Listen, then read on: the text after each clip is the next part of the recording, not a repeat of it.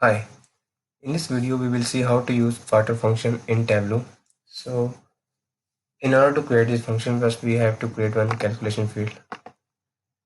So here I'll name the title as a quarter.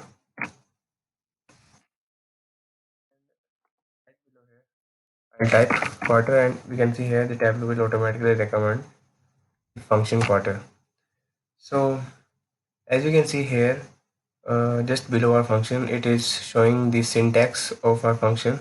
So which is basically takes only one input, which is date. And on the right side, we can see the little definition, the short definition of the quarter function, which says the quarter function returns the quarter of a given date as an integer. So whatever the date we will uh, use inside the function, so it will give the integer number, which is basically just a quarter. So here we can see the example. So if you want to, for just example, let's take an input as a random date. So I'll take the date as a 2020, 2021, the month of, and date is,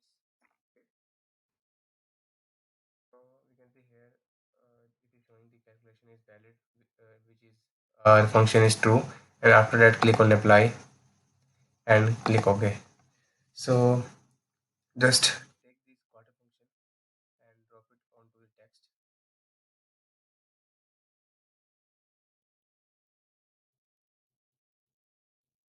and now click on this drop down, go here, measure sum and select average. Now we can see it is showing the 2, which is which is the uh, represent the second quarter. So if we look at our field which we have just created, which is quarter, click on this drop down and select edit. So we can see here it is showing the so basically there are total four difference of quarter 1, quarter 2, quarter 3 and quarter 4. In quarter 1, the 3 January, February and month, these 3 months comes in the quarter month. So we have used the month May, which is